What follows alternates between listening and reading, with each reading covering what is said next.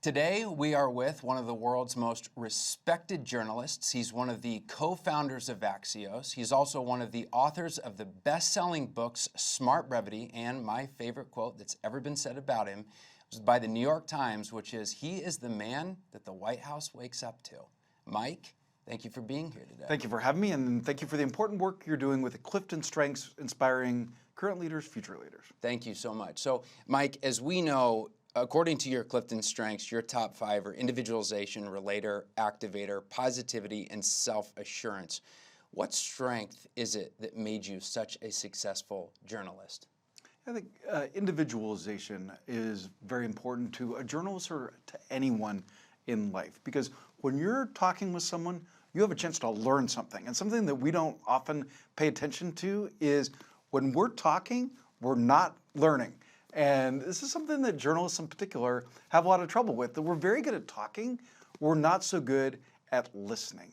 And so I think a real strength for anyone who wants to get ahead, whether it's in journalism or in any kind of business, or anyone who wants to inspire others, like paying attention to them, figuring out what you can learn from them, and figuring out what makes them tick. And that's what's great about Clifton Strengths, is it helps you understand what makes someone tick. That they're, one of my little expressions is, people don't do stupid things on purpose, and the Clifton Strengths helps you understand why we're wound the way we are. Now, one of the blind spots with individualization is this concept of gestalt. Is when sometimes we miss. We're getting fancy here. Well, is sometimes we miss the forest from the trees. How do you prevent that as a journalist with individualization when you're focused so much on the individuals? How do you make sure it doesn't make you miss the bigger picture? One of the great qualities you can have as a leader is pattern recognition. Knowing how individuals fit in to the wider world. I like to think of it as like tiles in a mosaic, right? That like every tile has to be perfect, but if we don't step back, if we don't take it all in, we're not going to see what's really there. And that's something that's very important for a leader, a would-be leader, to be able to appreciate the tiles, help shape them, mold them, like know that they're perfect, the best that they can be, but then also see how they fit in. And something you can really do as a leader that can change people's lives is helping them know how they fit in, helping someone see how their strengths can fit together to make them more successful in life, work, any endeavor. Now, one of the things that you focus on most is, of course, political journalism. And individualization, of course, helps you think critically about the individual players within politics. How does that continue to inspire you every single day, and how do you use it with individual politicians? One of the biggest things that you can do for success, either as a journalist or a leader of any sort, is thinking about what the other person is thinking. What would you do if you were in their shoes? I sometimes give talks to both journalists and to the communicators who are trying to influence them. And John and I always give them the same advice, which is think about what you would respond to if you were the other person. Like, what would resonate with you? Like a simple thing that we do in journalism that I would do for any type of communication that I was doing is, would I read this if I hadn't written it? Would I click on this if I hadn't written it? And that's a great threshold, very clarifying for whether the content that you're putting out in the world is something that others are going to respond to, that they're going to act on, that they'll be inspired and informed by. When you're thinking of all of your strengths, and there are so many journalists that would love to be known as, quote, as I mentioned before, the man that the White House wakes up to, what would you say are the strengths that inspired you or give you that drive to be that person that the White House is thinking about most when they wake up in the morning? A big strength I would point you to there is one of your leadership domains, and that is influencer. That is speaking up, taking charge. But this is the part I love. This is very smart of you to say, making sure others are heard. And if you think about it, if you back up, speaking up, taking charge, making sure others are heard, that's a great prescription for both a leader and a journalist. And anyone who thinks about those buckets, thinks about each of those, making sure that they're strong in each of them, like you're going to be a success. Now, there's a reputation of Washington, D.C. in politics. Sometimes we're disparagingly referred to as the swamp because of the overwhelming amount of negativity that surrounds politics. You have positivity in your top 5. How does positivity help you think as a journalist in sort of circumstances where there's so much negativity? John, I'm definitely an optimist with 2 other co-founders. I've started 2 companies, an entrepreneur like yourself, so that definitely makes you an optimist. And you could look around at what we cover in our world and could be dismayed, but the best journalist is going to approach the world, any given story, clinically. That is like being able to look at like what's there, what's working, what's not working, to never avert your eyes, to always tell stories with realities, never to gild the lily or rose-colored glasses or however you want to say it. Like that's not the job of a journalist. The job of a journalist is to present reality with sanity, but that also means looking at what's working, looking at solutions. Because one of our big themes at Axios is that most people in the world are normal. Most people in the world are not the edge cases that we very often see portrayed and highlighted. And so if you're going to be a leader, if you're going to chronicle the world around us, you need to be able to see that, yes, there are problems that we should not shy away from. And in fact, solving those, like helping address those, is one of the great opportunities of our time. But also being able to look at, okay, what do we need to take those on? What's going on? What maybe are people not paying attention to that are taking chewable bites out of these massive problems? Right now, one of the biggest challenges facing the media is the overall declining perceptions of whether or not people have confidence in media. What strengths do you draw on in order to make sure that that trend is headed in the other direction, that people do have confidence in your journalism or anyone's journalism globally? Yeah, it's a massive problem for the press. A lot of it's self-inflicted. And some of the ways that Axios approaches that is, one, Axios means worthy in Greek. And part of the way of building trust is we say we won't waste your time. That's smart brevity. And we won't insult your intelligence. That's the smart in brevity. And we found that if you take a clinical approach to the news, that is, you don't put your thumb on the scale for any side, like understand all sides, hold all sides accountable, the people will thank you for that. John, when we started Axios 6 years ago, I never would have thought that sanity, reality, is a competitive advantage. But it turns out there aren't a lot of people in that space. And that's our way of rebuilding trust. Another way that Axios is working to rebuild trust is we know that based on your research that trust with big media, like that's a big problem. How can we rebuild trust by going close to someone's work or close to someone's home? So a lot of our coverage is designed, a lot of our growth is designed to help someone make better decisions in their work and to get close to them at home. So that's part of the vision of Axios Local, that if you see me doing a good job of covering your schools or your mayor or your NFL team or your bagel shop, in Axios Des Moines, we covered Fruit Loops pizza. If you see us doing a fair, illuminating, helpful job close to home, if we're the smart friend in your pocket, which is the goal of Axios Local, then that will help rebuild trust with the global topics. Self-assurance. How do you use self-assurance every day? Yeah. John, of all the Clifton Strengths, I would say that self-assurance is the most contagious. That is, if you can convince other people of a great idea or of a place to go, they are going to thank you. I think one of the great lessons of life is, and one that is not intuitive, and that people do not realize until it's too late, people want to be led. This is true at any stage and age. And if you're in junior high and you're the person who says, let's do this, let's do that. If you want to start a business and tell people there's a better way and I'm going to help get you there, Like that is a recipe for. So we've talked about a lot about what strengths you've used as a journalist, but of course you're also an entrepreneur. In starting Axios, what strength would you say that it was that inspired you to start a new media organization? Yeah. John, for any endeavor in life, I like your Clifton Strength self-assurance. And there's something that I've told parents for a long time is if you can give a kid confidence, it makes up for anything else. I can't throw a ball to save my life, but if I have confidence, I don't need that because I'm good at other things. And I will find other ways to serve my class or my school or my organization.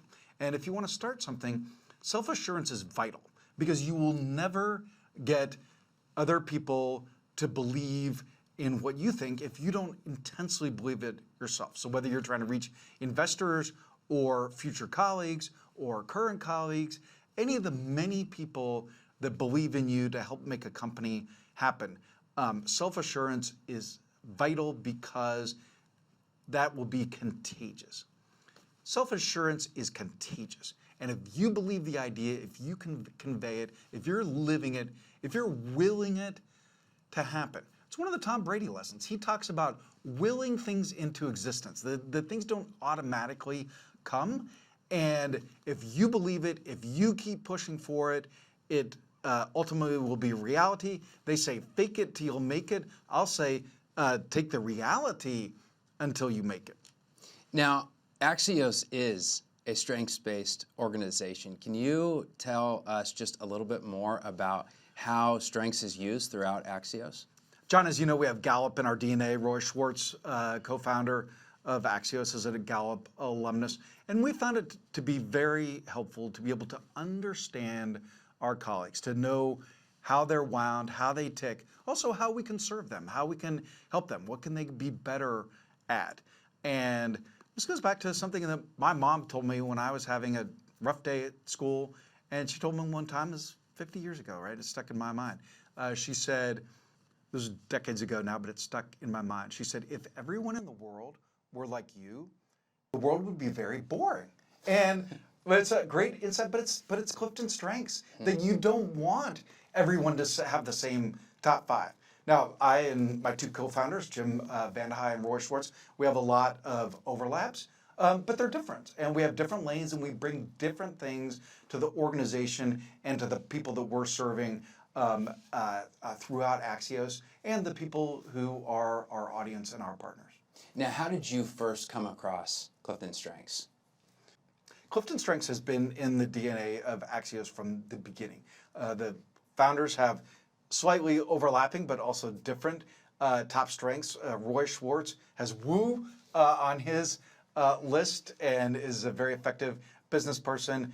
Jim Vandehei, who's a great visionary. I'm a relator. The number one piece of advice that I give to young people when I talk to them is serve the people beside you and beneath you. Like the magic there is that we naturally take care of the people above us. But if you're the person who's looking out for another intern or another day one employee, then you suddenly become very valuable in the organization. So I think, John, a lot of the advice that we get, either we get it too late or too early, but serving the people beside you, beneath you, relating to them, thinking about their needs, thinking about what you would respond to if they were them, that works whether you're a magnate like yourself or whether you're a day one employee. A lot of times people's strengths are defined by a leadership challenge or an obstacle that they were able to overcome. Was there ever a time, either as an entrepreneur or as a journalist, where you had a really difficult time that you had to overcome that helped build on your strengths? So when we started Politico with 2 friends, Jim Vandehei and John Harris, it was not at all an obvious idea. It turned out to be a very good idea. But at the time, the big legacy brands were what defined people's consumption. It's who people wanted to work for. The great brands that we'd worked for, the New York Times, the Washington Post, Time Magazine, those were the media world. And we were trying to do something totally different. We were saying to people, there's a better way that we can bring you more expertise, more voice, more speed, and that will actually serve you better.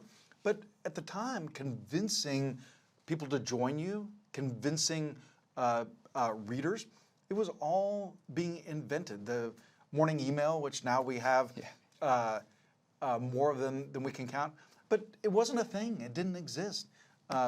My first email, Politico Playbook, it started with 2 recipients. It went to the co-founders of Politico, Jim Vandehei and John Harris. You were pretty early on the list. But every day I sent them an email that said, how we can rock today. That was the subject line, how we can rock today. And I said, here's something new. Here's something that I know that you don't. Here's what else is out there that others are covering. Here's what I did last night. Here's what we should do today. Here's a smile. Here's a fun thing.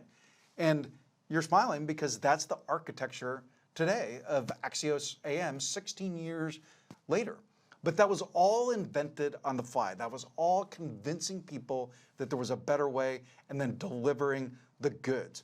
Jim Vandehei, the Axios CEO, has the perfect way of saying it. He says, we overpromise and overdeliver. When you think about Relator, was it Relator at all that inspired you to have these sort of personal relationships with so many people that are reading Axios? John, this is one of the most important life lessons, and that is the way that I say it. You say it Relator. The way that I say it is little things matter. And here's an example. I was just at my high school reunion, Valley Christian High School in Cerritos, California. There was a guy, Bob Bishop, who said to me, he was a big USC fan, I remember him well, and he said, you gave me a DEA cap in 2001. And John, I'm sure that's true because in 2001, I covered President George W. Bush when he was at the DEA. I gave Bob the hat, but here's the lesson from that. A, I have no memory of that. But B, it's the only thing Bob remembers about me after 35 years, right? So little things matter. Showing up to life events, showing up to events for your friends, parents, like they never forget. Little things matter. It's part of relating, thinking, what would I want if I were in their shoes? Like, how can I make a difference to them? It's all about relating to the individual, thinking, what's going to matter to them? How can I serve them? What would I want if I were in their shoes? Another way that I like to say it, John, is I call it the 10-year rule. And that is, when you're trying to decide, do I go to a wedding or any life decision, think, what will I wish I'd done in 10 years? It is always clarifying. There's never a single time that you're going to wish in 10 years that you'd spent more time with your laptop. You know, one of your personal touches, I think one of the things you're most well known for is that when Axios AM, Axios PM go live, it comes from your email box personally. What inspires you to do that? John, as you well know, I have only one email, mike@axios.com. It's the easiest email in town. And when you hit return, it goes right to that. If you hit return on Axios AM, Axios PM, Axios finish line, it goes right to my inbox. Why do we do that? 2 things. One is, it's a way of showing respect to you. I'm appreciative that I have access to your inbox each morning. And so you have access to mine as well. And by the way, I respond to any email that's not in all caps or that doesn't contain profanity. I used to respond to all emails, period. I now have an asterisk for profanity because it's just not on the level. They're not going to be convinced. But anybody who honestly disagrees, wonders, wants to engage, I always respond. A second reason, this is something we have in common, is it gives you an incredible pulse on the globe. What people are concerned about, how they're concerned about it. Over those 16 years, like unfortunately, those returns have gotten so much more angry, and that like reflects what's happening around the globe. And yet the replies to Axios finish line, which is an email that Jim Vandehei, Erica Pandy, and I do in the evening with the idea healthy, helpful, hopeful. So it's life lessons, it's fitness, it's wellness.